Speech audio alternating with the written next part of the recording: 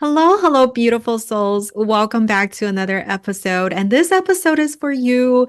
If you're a woman, we've got you because today's expert is Tami Lynn Kent. She is a women's health physical therapist, founder of the original method of holistic pelvic care for women.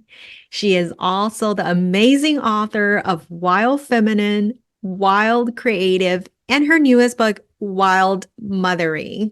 Welcome to the show, Tami. Thank you, Lucy. So good to be here. Awesome.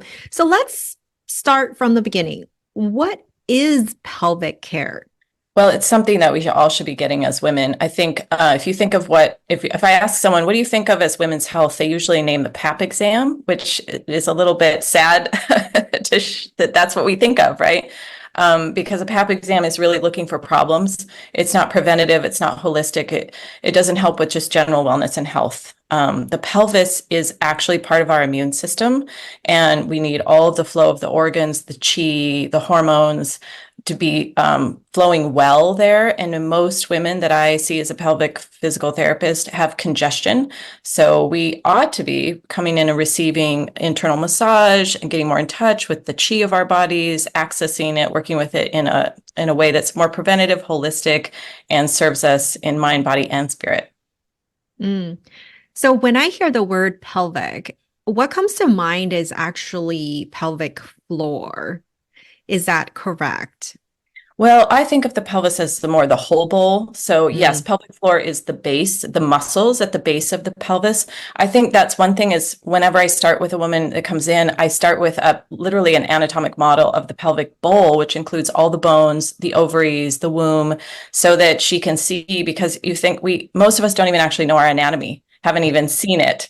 And myself included when I started in a PT school. So I share that and I teach, and you can take better care of what you know. So I think of the pelvic bowl as the whole space and all of the muscles, the organs, the chi, the beauty that is there. So, what are some of our daily bad habits for our pelvis? Well, number one is sitting too much, which I'm guilty of as well. I mean, we are just more sedentary.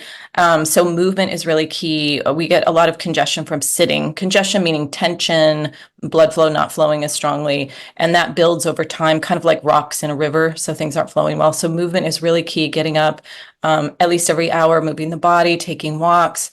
Another one is just not being connected to that space for many reasons. We tend to be Western culture tends to be more head oriented, mental. And so we lose touch with that sort of basic, beautiful rhythm that's natural within our bodies. And if we connect to that more, we tend to take better care of ourselves because it's the part of ourselves that will say, get up, stretch, enjoy a cup of tea, take a walk. It's different than our mind, which might just push, push, push and keep us going rather than living rhythmically. We're so guilty. We're both sitting right now, by the way, right? No, yes, we are. And if you tune into your pelvis, you can actually feel your pelvis kind of doesn't like it. It's just we're very good at cutting it and just dissociating from it so we don't actually hear it. So because I'm more attuned and I'm listening to it more, I notice my pelvis actually saying, get up and move. It wants to feel that blood flow, that chi flow. And we're more naturally meant to be movers. So Mm. But how would you know? Like, how do you know you're at the point that you're actually having a problem with your pelvic problems? Well, that's the thing is, so as a women's health physical therapist, I used to work in a hospital setting. So my oldest son is 24, and when he was born, I left and started my own practice and just never left doing that. But in the hospital setting, I was mostly seeing women by referral from a urologist who were having problems, urine leakage, pelvic prolapse, pain. I would say what we actually want to do is not just treat symptoms, but back up and treat more preventatively. So yes, I was seeing women with problems. If you have a problem because you have pain or prolapse or urine leakage. But what I found from working on women's bodies is everyone had tension. Everyone had disconnection. Everyone had imbalances from birth, injuries, life, menstrual products. And so actually doing body work on everyone more preventatively before they had symptoms. So is much better for us. And that's why I talk about it more in a holistic manner of actually coming in, getting a pelvic massage, learning how to do self-massage, becoming more aware of your own anatomy, and then get to the level of the chi the energy of the organs, we can actually be a lot healthier and actually avoid those problems and tune into the beauty and power that's in this space for us. Mm. You mentioned pelvic massage. Is that something we can do ourselves? It is. And so I've written 3 books, as you mentioned, and in Wild Feminine, I talk about how to do self-massage. It's not hard. If you can do massage on any part of your body, you can massage your pelvic floor. And I describe it, how to do it more specifically in that book in chapter 2. But really, it's about just kind of realizing that you need massage there. I think we aren't even aware of what could be women's health care, right? Another way is to actually go and see a women's health physical therapist or a practitioner that I've trained in holistic pelvic care, which they're listed on my website, wildfeminine.com, and learn, go in and have a massage. And that kind of teaches you, when you have a professional that works and knows how to work with it, then it kind of helps you learn how to then work with your own body. That's great information because as women, we grow up to know, oh, well, my muscles are sore, I need a massage, but we don't really think about the the part of us that's actually really important, such as the pelvic floor. Absolutely. I think of body work as essential healthcare, just as a healer myself, as a physical therapist. And I certainly didn't grow up that way. But then as I came into this profession and I learned a lot of things, and then I did a lot of massage with my children. And I think of general body work as good healthcare. So if we can just apply that also to our pelvises and understand that there's a lot we can do to help our chi and our health of our pelvises on, in a preventative way so that we feel better and feel vibrant and feel healthy and avoid problems. And you mentioned this type of massage, would you say is covered by normal insurances? If you go to a physical therapist, it's in a standard clinic, they usually do take insurance. And so it's something to check out with the clinic you were planning to go to. So yes, it would be covered under physical therapy. I don't take insurance because insurance is such a difficult thing to take as a provider. And I tend to work more efficiently. I might see someone just for 2 visits and not take insurance, have out of pay pocket. So it's really quite affordable in that manner. So there's a few different ways to access that care. Yes, beautiful souls, you deserve the luxury of getting your pelvic checked and getting a massage in that area. I think more commonly, women would feel tension more than pain, right? Yes, I would say if you have pain, you've gone further down the route Mm. of tension causing problems. Most women have tension. And sometimes I think it's like a lot of parts of our body, we are so used to it, it feels normal. So what will happen is women come and see me and they might not really realize it's sort of like the jaw. You don't realize you're carrying tension, and then someone starts working on it and you realize, oh my goodness, I'm carrying so much tension there. And so they'll leave my office and they just feel better. It's a little bit like a facial too. If you get facial massage, you realize, oh, I'm carrying so much tension in my face. And then after the massage, you just feel more vibrant, you feel more blood flow, you feel better. It's the same. Beautifully said. And obviously, you talk a lot about feminine energy, and this all connects. So, for someone who might be new, let's go back and talk about feminine energy. How is that different than what we've been taught in school? Like, tell us more. I think I started to be curious about feminine energy because I was working with the body and the pelvis in women so much, and I felt this kind of potency, if you will, just a vibrancy, and not every woman felt connected to it, and it was more piqued my curiosity. What is this? And I would give that name, feminine. It's not just female. Of course, males and females both have the yin yang, the feminine, masculine. But to me, that's where I had to unpack what I thought of as feminine. Was feminine how you dressed, or was feminine a color? What was feminine? I came to understand it more as an energy. And I would describe it as the energy that infuses life with all beauty. So it's sort of like the inhale. It's when you look outside and you see the beauty in the sky and the flowers. That's the feminine. It's like this, it is an expression. So in a way it's tied to beauty, but it's something that, do we give that to ourselves? I think of the masculine more as the worker bee, the one that gets things done, the task orientation. And in Western cultures, we're usually encouraged to check things off the list, get things done, be productive. That tends to be more masculine.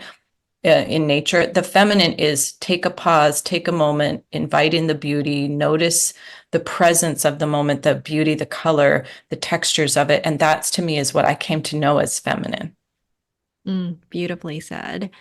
And would you agree with me if we really need to tap into that feminine energy because the go go do do do masculine energy can get only get you so far?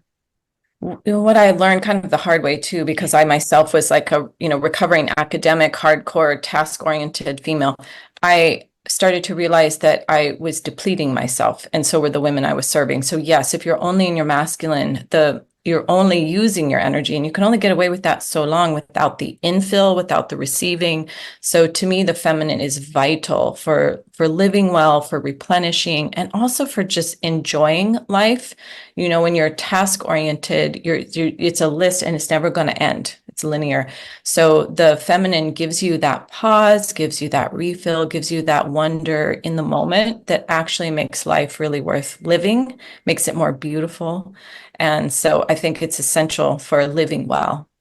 Beautifully said. And I think a lot of women, we don't actually take care of our body or start thinking about our pelvic care until we actually either have a child or feel the tension. For someone who might be a little bit younger, who might not have a child yet, would you say pelvic care is still important? Yeah, that's one of the aspects where when I left the hospital, so in the hospital, I was seeing women postmenopausal and older. And when I Hmm. left the hospital and started my own practice, I started seeing women much younger of all ages. So I've seen women, 18, 19, 20 years old in their early 20s. And what I was surprised by was how much tension young women carry as well. And I think they're able to mask it a little bit more because, life hasn't had the impact as much yet. But it's beautiful to get that worked on more preventatively and just you don't know it's there. And then, but once you clear it out, it feels so much better. Also, younger women are sometimes having menstrual cramps. Menstruation isn't supposed to be painful at all. And so again, that's thought of as normal, but it's not. That's a sign of tension. And so I'll have women come in and they feel better. Their periods are smoother and easier. And I think also when you're younger, attuning to your own center on an earlier side of life, you tend to know a little bit more about what you want and who you are. Whereas if we're not attuned to that, we can shape ourselves to the outer world, to either our jobs or partners or what something external is telling us. And then we have to course correct later. So it's nice to kind of get that connection early on, and you tend to chart your life a little bit more with yourself included. Mm, great to take those preventive actions before it happens. But for someone who it might be going through menopause or a little bit older, how would you say is the best way to take care of pelvic health? Well, once again, I say pelvic massage. So I'm menopausal, so I really know that in my own body. And things tend to, we have less hormone flow. And so, in a way, that's sometimes why symptoms are silent until menopause, because when you have less hormone flow, things will show up a little bit more. So, again, if you have health in the tissues, working with the massage, working with the breath and the chi, you're going to be healthier and more vibrant. So, regardless of what is happening. Beautiful. Thank you. Well, is there a favorite quote that you go by in life? There's so many because I love so many books, but I was going to just share the one that I have at the beginning of Wild Feminine. It's from Marion Woodman, who is an elder that's passed on, and I really honor her. She wrote many books. She understood the feminine well. And she says this quote from her book, Bone, Dying into Life. The great work that is beginning is the realization of the feminine as the bridge between God and humankind. Mm, And what she meant by that is here we are in our bodies living our lives, but what makes it deeper, what makes it more magical, what brings in the mystery is the feminine. So I just invite everyone to ponder what is the feminine and how do you access it in your life? mm. Great reflections. Thank you for your time, Tami. Where can we connect with you? Best way to connect with me is on my website, wildfeminine.com. I have classes that I teach. I offer sessions, long distance sessions and in person. And also all my books are there and some of my classes that I teach. So that's a great way to connect with me. I'm also on Instagram at Tami Lynn Kent. I look forward to connecting with some of you. Thank you. Thank you, Lucy.